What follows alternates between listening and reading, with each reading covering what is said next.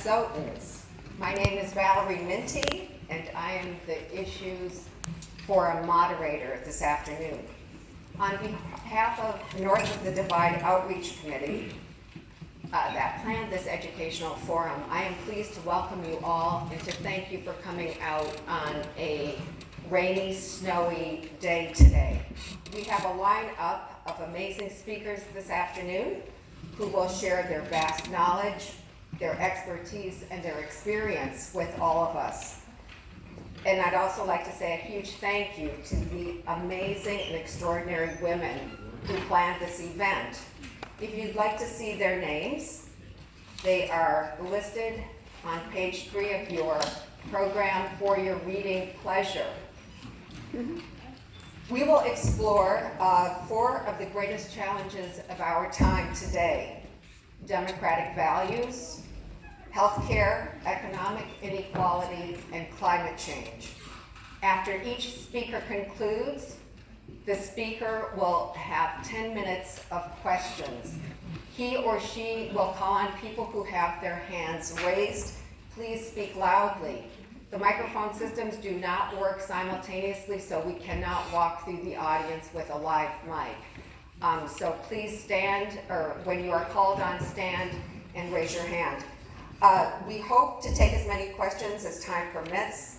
We ask that you keep your questions relevant and limited to the 4 topics under discussion today. My name is Bill Herzar. I'm a veteran. I would like to know where our flag is here and starting this meeting with the Pledge of Allegiance. Oh, that's a good question.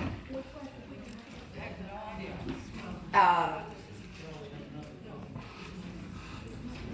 So, There's no flag. I request that we recite the Pledge of Allegiance to start things. you know, Bill, that is a great idea. So why don't you lead the way? If you'd like to put your hand on and stand, please lead, Bill Herzar. I pledge allegiance To the flag of the United States of America and to the republic for which it stands, one nation, under God, indivisible, with liberty and justice for all. Thank you, Mr. Herzar. So, we will limit our questions to the 4 topics under discussion.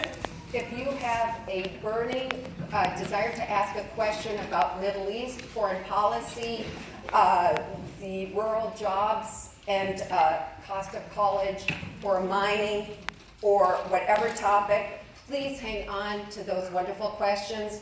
We plan to have, this is the first of many discussions about what is happening in Minnesota and in the country, and we will take those questions when we are discussing those 4 topics. So please hold on to those excellent, excellent questions, and we will get to them. Stay tuned for information about future events.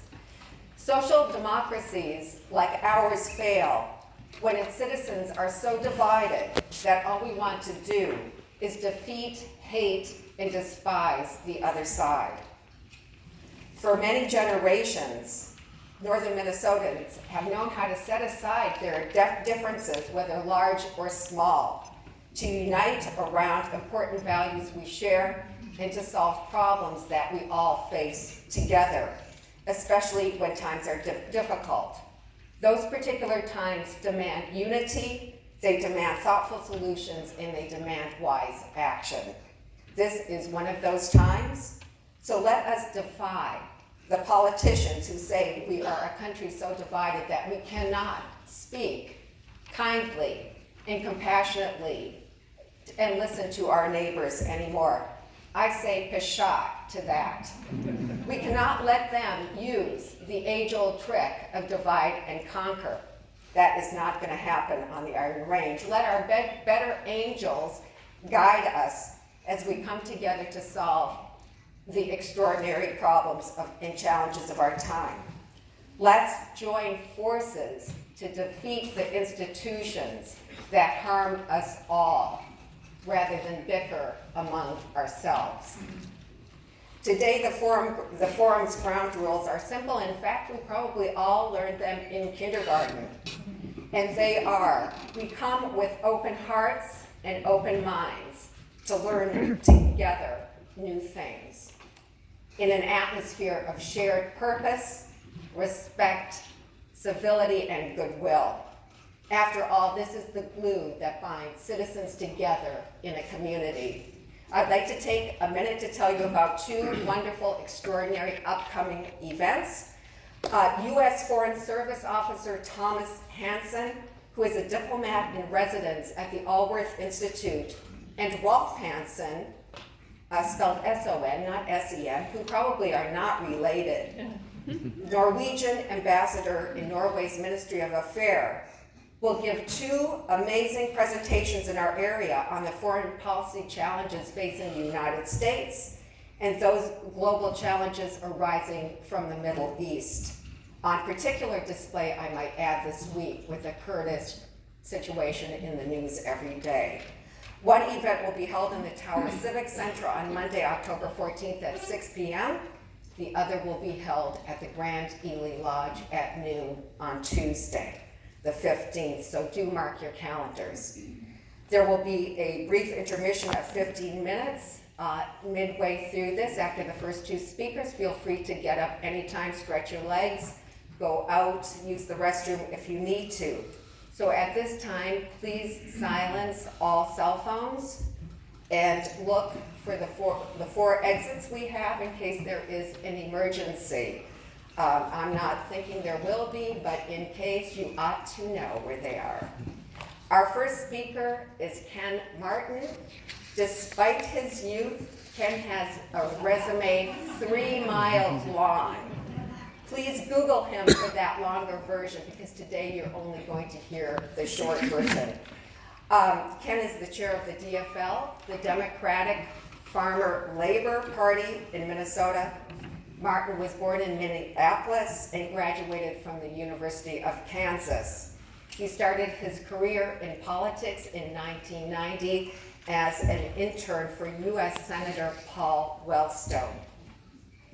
Martin led the campaign that successfully passed the Clean Water, Clean Land, and Legacy Amendment to the Minnesota State Constitution.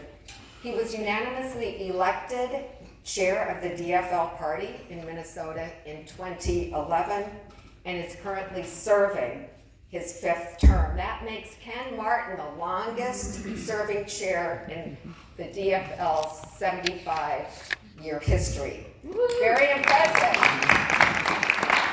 So Ken lives in Egan with his wife and 2 sons, so welcome, and we're so thrilled to have you here. Thank you.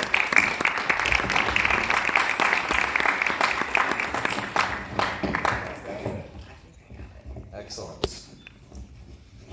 Let's do this here. Can everyone hear me okay? Well, thank you so much for having me. And I'm not going to take the full 30 minutes to speak because I want to leave it more for a conversation with all of you. And I want to thank the organizers of this event because this is the type of conversation that we need to be having all over our state and frankly all over our country right now. Not just to bring us together, but to realize that we're stronger as Americans, we're stronger as Minnesotans when we have civil conversation, when we find a way forward together. You know, I was just with my counterpart the other day, last week actually, the chair of the Republican Party, a woman named Jennifer Carnahan. And one of the things that we both try to do is model good behavior. It's a sense that we can agree to disagree. And we do disagree pretty vehemently. We have very different ideas of what our country and our state should look like. But can we do that in a civil way? Can we disagree without being disagreeable? And I think that's really important. I think it's important for us not only as we talk to Republicans and others who may not agree with us, but also as we have conversations in this party. And so when I heard about this concept, I was so happy to be able to come up here today because this is what I want out of our democracy. This is what I expect out of our democracy, civil conversations about how we can move forward on important issues of the day. And I want to start by saying, look, I have this plaque that hangs above my desk in my office that says, none of us are as smart as all of us. It's a plaque that used to hang over Democratic Governor Rudy Perpich's desk.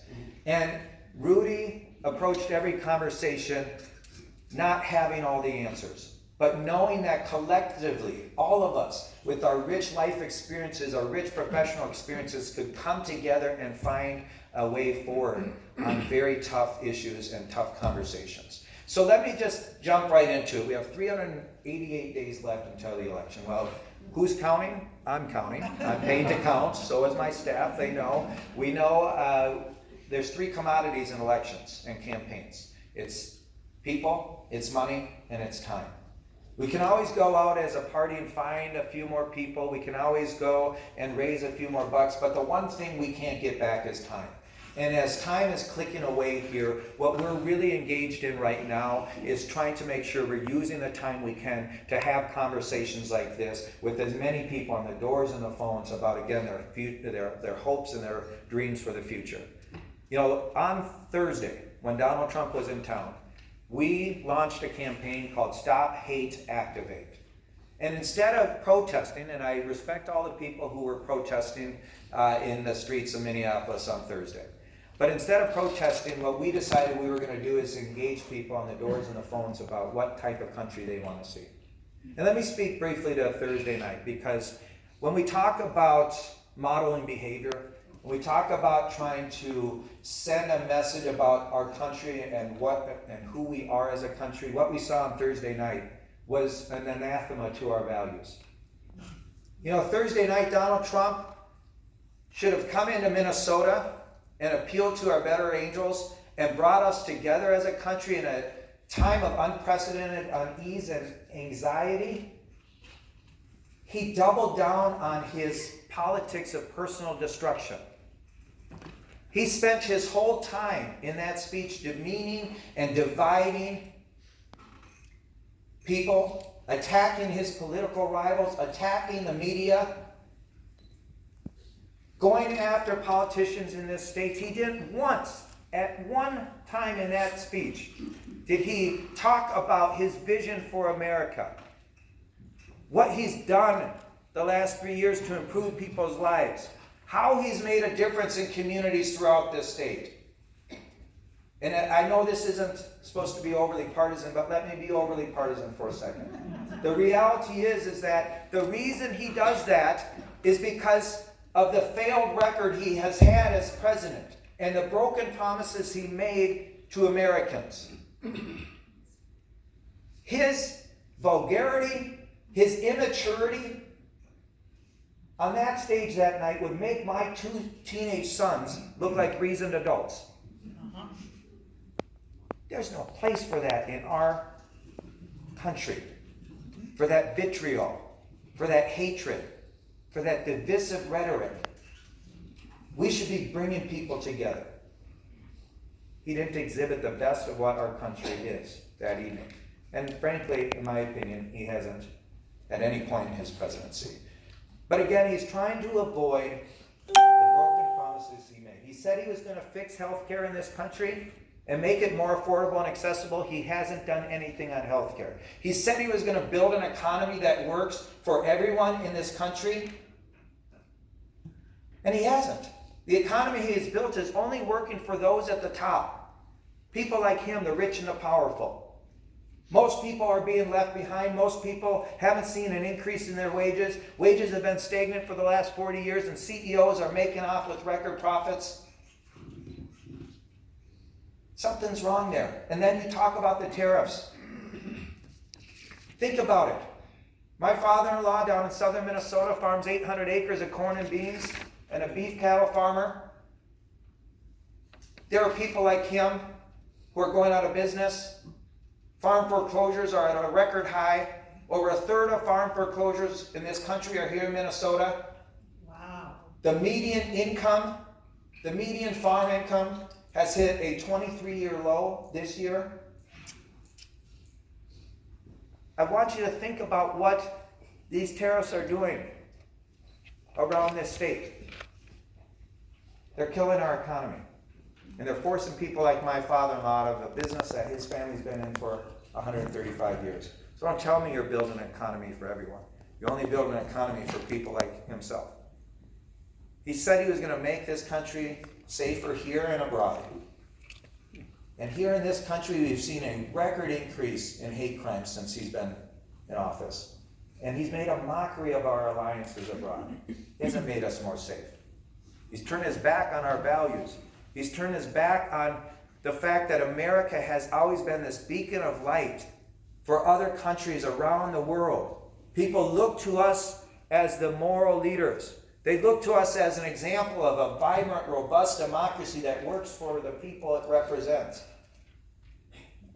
He's turned his back on what has always made America great. And I'm going to get into that in a little bit. Now, I want to talk about the DFL party for a second. This year we're celebrating our 75th anniversary of the Minnesota DFL. April 15th, 1944, Hubert Humphrey and others brought this historic merger of the Farmer Labor Party and the Democratic Party together. Born out of necessity. Because both parties to that point weren't winning statewide elections. They were cannibalizing each other. Up until that point, Republicans were winning every statewide race, and Hubert Humphrey had the foresight, partly out of his own self-interest of running for the Senate a few years later, but Hubert Humphrey had the foresight to realize if we're going to start to build progressive power together, we have to unify. We have to come together. We have to realize our common purpose. Yes, farmer laborites, and yes, Democrats, they don't agree on everything, but they have a shared common purpose. And part of that was building power collectively together. So in 1944, they come together and they form this historic coalition. And we are still to this day the only party in the country that has the words Democrat, Farmer, Labor in our name. And I'm proud of that because it symbolizes who we're fighting for. It symbolizes the fact that we are a big tent and that we have a wide variety of people who are participating in our party, and we have divergent opinions and thoughts, and we welcome that. You see, one of the big differences between the DFL and the Republican Party is the DFL doesn't expect people to march lockstep. We have a party platform. We have things we believe in. But at the end of the day, unlike the Republican Party that's a shrinking tent that expects people to march ideologically down one road together, we are a big tent that welcomes everyone in that wants to be part of helping to elect Democrats who share our values to office. I think it's a critical distinction. And not a distinction that's without some difficulties on a number of issues. And we'll talk about some of those, I'm sure. But let me just say that I hear people around the country lament right now these progressive new members of Congress. The squad. Oh, the party's moved too far to the left. The party, how dare the party allow these people to come in? It's completely a perversion of what we stand for as Democrats. I think Hubert Humphrey and others heard that in the early days as well. We have to listen to voices in this party if we're ever going to move forward on critical issues.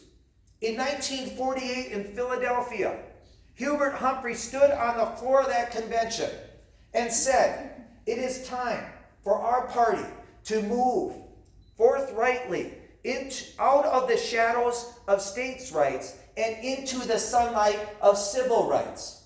And he led that convention. Our party passed a civil rights platform. The Dixiecrats got up, they left the convention, and they never came back. And from that point forward, our party proudly joined hands with people like Rosa Parks and Martin Luther King and other civil rights pioneers and said, we are going to work with you to make sure we have a civil rights bill in this country, and we did that.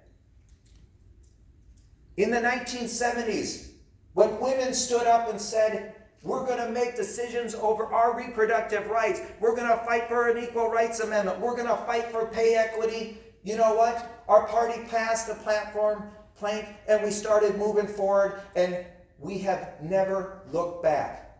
In 2012, in Charlotte, The convention I was at, the Minnesota delegation led the way on saying, if you want to marry the person you love, you should be allowed to marry the person you love, and we passed a marriage equality plank into our platform. Why do I say that? Why do I talk about a few of these issues? Because the reality is our party process allows people to organize and to build power and to move us forward on issues. We shouldn't lament the fact that there's people who are pushing us to be better on issues and pushing us in a new direction. That's what's always made our party great. That's what will continue to make it great. I celebrate the diversity of thought within our party. I celebrate the fact that we can have disagreements and still move forward together. So no one should lament this tug that's happening right now. It's healthy. It's healthy for our party. It's healthy for democracy. It's healthy for participation. I just had a conversation just yesterday with a political science professor who was imploring me to get rid of the caucuses. Got to get rid of the caucuses. And I said, as long as I'm chair of this party, I am not going to favor them. Because I believe that one of the reasons we have such a vibrant party here in Minnesota is because we allow people to build power. We allow underrepresented communities to lift up the voices from their communities. We allow people to pass party platform planks that they care about and push issues and build and organize around not just candidates but around issues and concerns. That's the beauty of our party. We don't want to get rid of that. We don't want to move away from a space where people who don't have a say in a primary election or a general election because they don't have a big checkbook, don't have a say at all in their democracy. You see, if we got rid of the caucuses, where we would head is to a situation like in many other states where you have primaries and the only candidates that are winning are those with big name ID and big checkbooks. And guess what they never do during primary elections? They don't have intimate conversations with the voters. They're not listening to people. They're not listening to underrepresented communities because all they're doing is putting all their money in the TV and glossy mailers and radio and digital. I want our caucuses, I want our party, I want our democracy to be like this room where we're having conversations. And that's the other value of our caucus system, is that where else in your politics can you go out to your precinct and visit with neighbors about politics and have conversations around issues that you care about? Not many places. That's what makes us unique in this country here in Minnesota, and we should be proud of that. So, again, let's not lament where we're at in our politics. Let's celebrate it, but let's find a way to channel that together. Because one of my big concerns about this upcoming election is that this divide in the party is going to cost us the election. We can celebrate it on one hand, but also recognize that if we continue to be divided and don't find a way to move forward together, we will lose. Now in 2016, I knew what the Republicans were going to do. They always fall in line. I knew they were going to support Donald Trump. That doesn't surprise me. What surprised me is what happened with Democrats in 2016. Because there was a tripling of the third party vote. 53% of white women supported Donald Trump. 10% of Democrats voted for Donald Trump.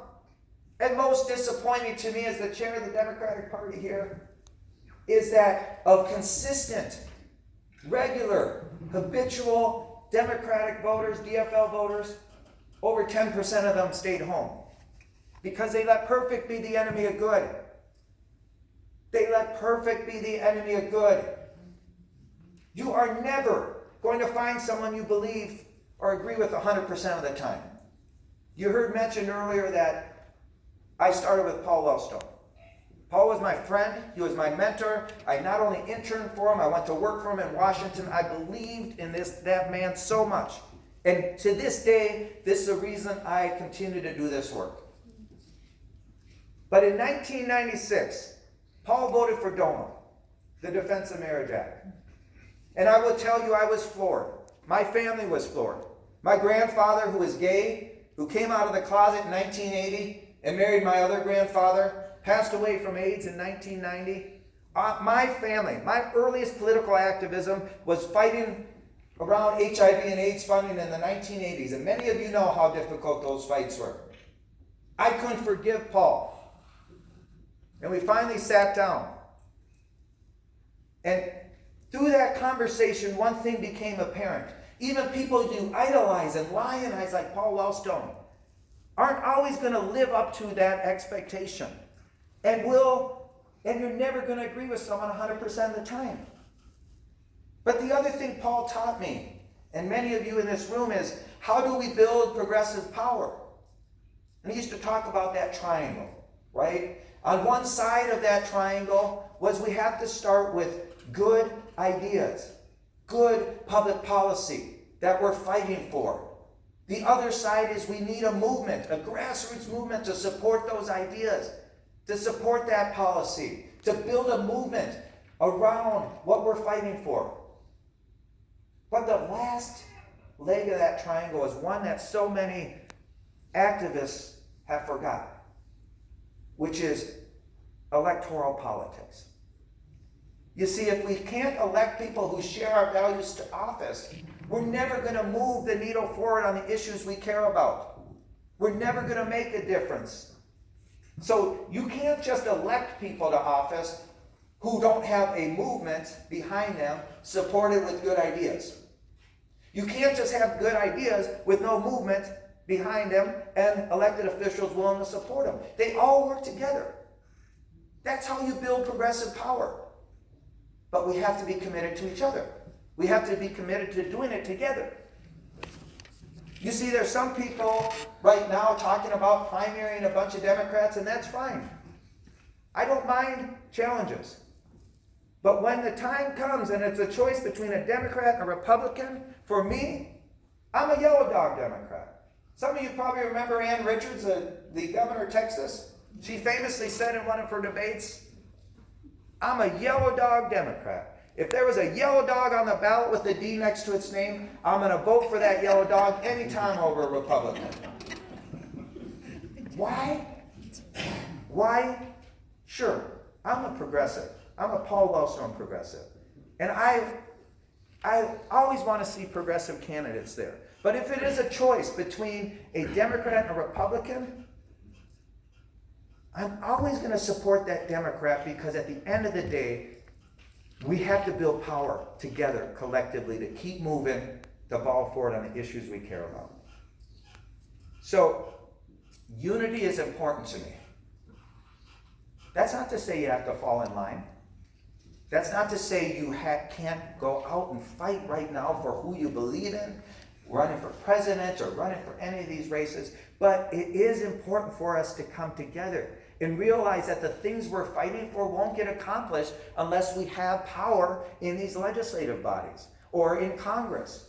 I want you to think about in the Minnesota legislature, a 2-seat deficit in the state Senate has prevented us from progress on so many issues this last legislative session. Minnesotans used to be proud of the fact, more often than not in this state, more often than not, we would send mixed government, divided government, because Minnesotans believed that divided government was going to force people, you won't have either party move it to the extreme, and it was going to force people to find common ground and figure out what we could get done together.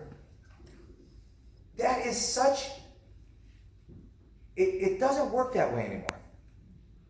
It's a nostalgic idea that somehow politicians in both parties are going to find a way to work with the other side and get something done. I asked Fritz Mondale a few years ago, what was the biggest difference between Washington when you were there and Washington now? And he said, when we were there, we didn't look across the aisle and see the people as our enemy. We vehemently disagreed with them, but we then would go out and have a drink with them or socialize with them and realize that we started from the point of realizing that people who ran for office Even Republicans at the time ran for the same reasons they did, which was to make a difference in their communities, to make a difference in their state and country. Now you see politics today is so different. 30 years ago, people would campaign just as viciously. They were nasty campaigns. But what would happen is the day after the campaign was over, folks would put their campaign swords down and they would say, okay, Republicans, okay, Democrats, now we got to govern. Now we got to find a way to come together. You're not going to get everything you want. You're not going to get everything you want. But what can we agree on? And then let's get something done for people. Now you have politicians in both parties who are saying, we don't want to give that other party a win on anything. So the day after the election is the same as the day before the election. It's a continual campaign of name calling, finger pointing, placing blame. No governing that's happening, always trying to find some sort of partisan advantage. And you know what? As these two parties are fighting, guess who loses? The American people, who are just trying to get by, who are just wondering, what is government going to do to address the issues that I care about? That is a big, big change in American politics today.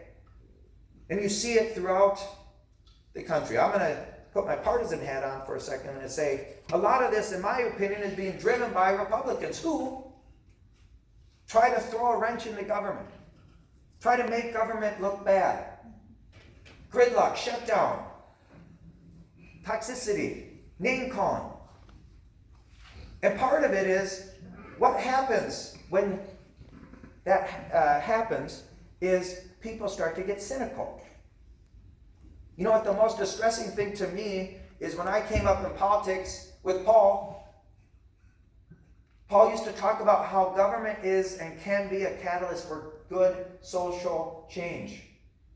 Now you talk to young people today, they don't see government that way. All they do is see government like this. So you can't begrudge young people who would rather go out and protest in the street than vote, because they don't believe that politics is a catalyst for change. They haven't seen it in their lifetime. They haven't seen people be bold and stand up and fight for what they believe in. You see, Paul, many of you know this about Paul.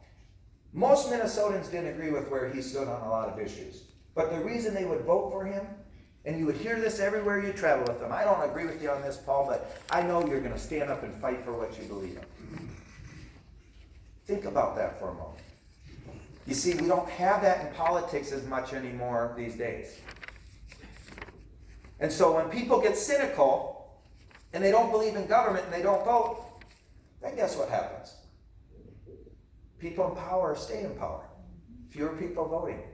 Well, you know this. Our democracy works best when more people are participating. More people. I'm